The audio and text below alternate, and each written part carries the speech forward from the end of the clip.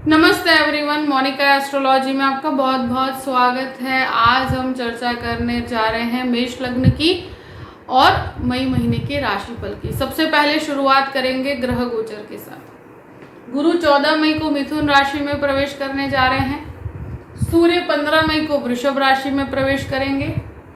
राहु जो है वो 18 मई को कुंभ राशि में प्रवेश करेंगे और केतु सिंह राशि में प्रवेश करेंगे।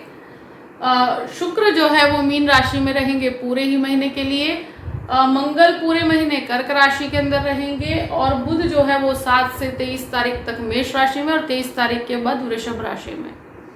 इस प्रकार से ग्रह गोचर है। सबसे पहले शुरुआत करते हैं आपके लग्न से। मेष लग्न और लग्न का स्वामी बनता है मंगल, जो मंगल आपके लग्न लॉर्ड बनकर चतुर्थ भाव में स्थित है। लग्न के अंदर सूर्य रहेंगे जो आपके पंचम भाव के स्वामी हैं। ये जो परिस्थिति बनती है कि सूर्य यहाँ लग्न में उच्च के हैं तो और लग्न लॉर्ड चतुर्थ भाव में नीच के जाते हैं, तो ये परिस्थिति के अंदर एक तरह से आपके विल पावर के अंदर कोई कमी नहीं रहेगी। यहाँ थोड़ा सा आप जल्दबाजी कर सकते हैं या एक तरह से आपके अंदर वो स्वभाव रहेगा कि आप जल्दबाजी से निर्णय लेने की क्षमता आप दिखाएंगे। पर मैं इसी तरह से कहूँगी कि आप बहुत एक तरह से कहा जाए ना कि कोई भी प्रकार का नॉलेज बेस्ड काम अगर करते हैं, कहीं पर भी अथॉरिटेटिव पोजीशन के अंदर हैं, तो आपके लिए ये समय बहुत अच्छा है। आपको अपने अंदर जल्दबाजी नहीं लानी है। आपके अंदर आपके स्वभाव में एक शांति बना के रखिएगा और यहाँ आपके सारे ही काम बनते चले जाएंगे। यहाँ लग्न लॉर्ड नीचस्थ होने की वजह से जल्दबाजी में डिसीजन लेने से आपको तकलीफ होती है। बाकी लग्न में सूर्य आपके लिए आत्मविश्वास का एक प्रतीक है और सूर्य शुरू के 15 तारीख तक है यहाँ पर, तो ये आपके लिए एक तरह से बच्चों से संबंधित कुछ स्ट्रेस हो सकता है, मगर वहाँ पर भी आपको एक पॉजिटिविटी नजर आएगी। यहाँ सूर्य और बुध का ये योग है, ये एक तरह से कहा जाए कि 7 से 15 तारीख तक ही रहेगा और बुध यहाँ पर 23 तक है, तो 23 तारीख तक बुध यहाँ पर लग्न के अंदर ही रहेंगे, जो आपके कम्युनिकेशन के भी स्वामी हैं। तो कम्युनिकेशन का जो स्वामी है यहाँ आपको बहुत हेल्प करेंगे जहाँ पर आप कोई HR संबंधित या एडमिनिस्ट्रेशन का काम करते हैं। तो अब बात करते हैं द्वितीय स्थान की। द्वितीय स्थान में सूर्य आते हैं और ये 15 तारीख के बाद एंटर होंगे और 23 के बाद बुध यहाँ पर आएंगे। ये सेकंड हाउस का जो स्वामी है शुक्र और बुध की स्थिति आपके 12th हाउस में बनती है, तो फैमिली के कुछ विवाद इस महीने परेशान कर सकते हैं डेफिनेटली।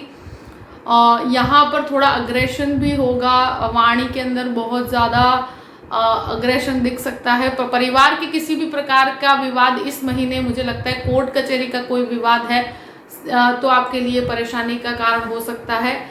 फैमिली में अगर कोई भी प्रकार का विवाह हो सकता है या विवाह से संबंधित या घर के अंदर कोई फंक्शन के अंदर खर्च हो सकता है, तो कुछ फैमिली रिस्पॉन्सिबिलिटीज के पीछे एक्सपेंस नजर आता है और सेविंग्स यहाँ पर थोड़ी सी खर्च होती हुई नजर आती है, तो सेविंग्स के अंदर थोड़ा सा आप कंट्रोल रखिएगा। यहाँ डेफिनेटली 14th के बाद आपके लिए एक ऐसी अवस्था है कि जहाँ पर आप कोई भी प्रकार का खर्च है उसको कंट्रोल कर पाएंगे। 14th के बाद आप कैलकुलेटिव अप्रोच के साथ चलेंगे, मगर शुरू के 14 दिन थोड़ा सा अपने फैमिली एक्सपेंस के ऊपर कंट्रोल रखिएगा। अब बात करते हैं तृतीय स्थान की। देखिए तृतीय जो है वो लग्न में बाद में द्वितीय स्थान के अंदर है और यहाँ पर गुरु आते हैं 14 के बाद। तो देखिए ये एक बहुत ही बेहतरीन अवस्था है कि गुरु तृतीय स्थान में आएंगे और यहाँ आपका कम्युनिकेशन लोगों के साथ, व्यवहार लोगों के साथ काफ़ी हद तक एक जेन्युइन रहेगा, बहुत ज़्यादा अंडरस्टैंडिंग रहेगी आपके व्यवहार में। गुरु तीसरे घर से जब भी यहाँ पर निकलते हैं वो आपके 12th हाउस के स्वामी, तो फॉरेन ट्रैवलिंग या आपके कार्य से संबंधित ट्रैवलिंग यहाँ पर मुझे नजर आती है और ट्रैवलिंग से आपको बहुत लाभ होगा, मार्केटिंग से, सेल्स से। तो एक तरह से गुरु यहाँ पर आपको काफ़ी पॉजिटिविटी लेकर आएंगे और यहाँ पर आपके भाग्य के अंदर भी बढ़ोतरी होती है। तो अगर कोई बहुत बड़ा कार्य है तो 14th के बाद करते हैं तो बहुत अच्छा रहेगा। अब बात करते हैं 4th भाव में मंगल नीचस्थ है तो प्रॉपर्टी का विवाद डेफिनेटली बना हुआ है, और यहाँ हेरिडिटी संबंधित प्रॉपर्टी का विवाद भी बना हुआ है। यहाँ क्योंकि लग्न लॉर्ड और अष्टमेश दोनों ही आपके चतुर्थ भाव में है, तो व्हीकल चलाने में बहुत ध्यान रखिएगा इस महीने। देखिए, मैं डरा नहीं रही हूँ, बट इस चीज़ का ध्यान रखना जरूरी है कि लग्न लॉर्ड और अष्टमेश दोनों बनकर चतुर्थ भाव में है, तो व्हीकल को बहुत शांति से चलाना चाहिए। यहाँ पर मंगल जल्दबाजी का कारक है, तो वो आपको एक तरह से शांति नहीं देता, परिवार के विवाद में झगड़े करने की प्रवृत्ति देता है। यहाँ प्रॉपर्टी विवाद के अंदर आपको बहुत शांति से करना होगा इस महीने, जल्दबाजी बिल्कुल नहीं करनी, क्योंकि ग्रेजुअल लेवल पर रिजल्ट इस महीने बहुत बड़े आपको नहीं मिलेंगे। यहाँ एक चीज कहूं कि मंगल नीचस्थ जरूर है, मगर ये सही समय आने पर आपको यहाँ फायदा देंगे। मगर अभी यहाँ कोई भी प्रॉपर्टी का काम कर रहे हैं अगर, या अगर स्पेशली हेरिडिटी की प्रॉपर्टी का कोई विवाद है, वारसागत प्रॉपर्टी का, मदर की प्रॉपर्टी का या फादर की प्रॉपर्टी का, तो इस प्रॉपर्टीज में ब्रदर सिस्टर के रिलेशनशिप में विवाद रहेंगे, मगर इस विवाद का रिजल्ट आपको पॉजिटिवली डेफिनेटली मिलेगा। उसके लिए आपको थोड़ा सा इंतजार करने की जरूरत है। यहाँ एटलीस्ट शुरू के 18 दिन तक आपको किसी भी प्रकार के प्रॉपर्टी के विवाद को उछालना नहीं है। आप अगर बातचीत भी करते हैं तो बड़ा सौम्य और शांति से करनी है, तो आपके लिए बेहतर रहेगा। अब बात करते हैं पंचम भाव की। पंचमेश जो है वो लग्न में और बाद में द्वितीय स्थान में, पंचम भाव में अब केतु आ रहे हैं। यहाँ एक चीज डेफिनेटली कहूंगी कि स्टूडेंट्स के लिए समय बहुत अच्छा है, और स्पेशली शुरू के 15 दिन का समय स्टूडेंट्स के लिए बहुत बेहतर रहेगा। अगर कोई भी प्रकार का पढ़ाई के अंदर आप रिजल्ट एक्सपेक्ट कर रहे हैं तो आपको बहुत फायदेकारक परिस्थिति है। केतु 18 तारीख के बाद यहाँ पर आते हैं, तो हो सकता है कि आपके संतान को कहीं आप एजुकेशन के लिए भेजें बाहर, या यहाँ ये भी हो सकता है कि स्पेशली एक पढ़ाई या एक कोर्स से दूसरे कोर्स की तरफ आप जाना चाहें, तो इस तरह के निर्णय होने की परिस्थिति आ सकती है, या कहीं पर आप पढ़ाई के लिए बाहर बच्चों को भेज सकते हैं। ऐसी परिस्थिति 18 के बाद शुरू होती है। ये एक डेफिनेटली कहूँगी कि स्टूडेंट्स को फोकस्ड रहना चाहिए, और इस समय के अंदर आपको लाभ डेफिनेटली मिलेंगे। जो भी मेडिसिन के और स्पेशली एडमिनिस्ट्रेशन के स्टूडेंट हैं उनको काफ़ी लाभकारी परिस्थिति है। शेयर मार्केट के अंदर अगर कोई भी एक्सपेक्टेशंस आप लगा रहे हैं तो शुरू के 15 दिन का समय आपके लिए उसके लिए फायदेकारक है, मगर कैलकुलेटिव अप्रोच के साथ बहुत बड़े ह्यूज रिस्क इस समय में नहीं लेने हैं। 6th हाउस की बात करते हैं। छठे घर का स्वामी लग्न के अंदर है और बाद में द्वितीय स्थान में है, तो हेल्थ, स्वास्थ्य संबंधित, स्पेशली बीपी से संबंधित समस्या, स्किन रिलेटेड प्रॉब्लम्स, एलर्जी से संबंधित समस्याएं इस समय में परेशान कर सकती है। इस महीने स्पेशली 7 से 23 तक अपने स्वास्थ्य का बहुत ध्यान रखने की जरूरत है। इनडाइजेशन का प्रॉब्लम भी परेशानी दे सकता है। यहाँ छठे घर के अंदर केतु है। अब केतु यहाँ 18 तारीख के बाद यहाँ से हट जाएंगे, तो ये कहीं ना कहीं जॉब के अंदर स्टेबिलिटी लाने के लिए काफ़ी सक्षम है। अगर कोई भी प्रकार का कहीं पर भी विवाद चल रहा है तो विवादित अवस्था के अंदर, स्पेशली फैमिली के विवादों के अंदर आप सॉल्यूशंस की तरफ जाइएगा। झगड़े की प्रवृत्ति को इस महीने बहुत दूर रहना है, क्योंकि लग्न लॉर्ड भी नीचस्थ है। 7th हाउस की बात करते हैं। 7th लॉर्ड 12th हाउस के अंदर है और राहु के साथ है, शनि के साथ है। देखिए, गृहस्थ जीवन के अंदर इस महीने बहुत उतार चढ़ाव है। गृहस्थ जीवन में झगड़े विवाद की प्रक्रिया है, और ये जो परिस्थिति बनती है कि जहाँ पर जो 7th लॉर्ड 12th हाउस में राहु के साथ और शनि के साथ है, तो ऐसी परिस्थिति में 18 तारीख के बाद आपको कुछ पॉजिटिविटी यहाँ नजर आएगी। आप अगर लाइफ पार्टनर के साथ विदेश जाना चाहते हैं तो डेफिनेटली उसके लिए समय बेहतर रहेगा। अगर कोर्ट कचहरी का मैटर चल रहा है तो इस महीने 18 तारीख तक आप शांति रखिए, उसके बाद आपको सॉल्यूशंस प्राप्त होंगे। और स्पेशली अगर डाइवोर्स केसेस या कोई इस तरह की समस्या है तो गृहस्थ जीवन के अंदर कोई भी रिलेशनशिप थर्ड पर्सन की वजह से खराब हो सकता है। तो ऐसी परिस्थिति में बहुत संयम बना के रखना है, मगर विदेश से आपको काफी लाभ मिलते हुए नजर आते हैं। अष्टम भाव की बात करते हैं। अष्टमेश जो है आपके चतुर्थ भाव में है। तो देखिए जब अष्टम भाव का स्वामी चतुर्थ भाव में है, स्पेशली जो सर्जन्स हैं, जो मेडिकल में है, उन लोगों के लिए लाभकारी है। रिसर्च बेस्ड अगर हायर एजुकेशन के अंदर है, मास्टर्स कर रहे हैं, तो उनके लिए लाभकारी है। यहाँ डेफिनेटली जो कहते हैं ना कि पेरेंटल प्रॉपर्टी के लिए विवाद जो चल रहा है वो इस महीने बढ़ सकता है, या इससे संबंधित विवाद हो सकता है 18 तारीख तक। उसमें भी आपको काफी संयम बना के रखना होगा।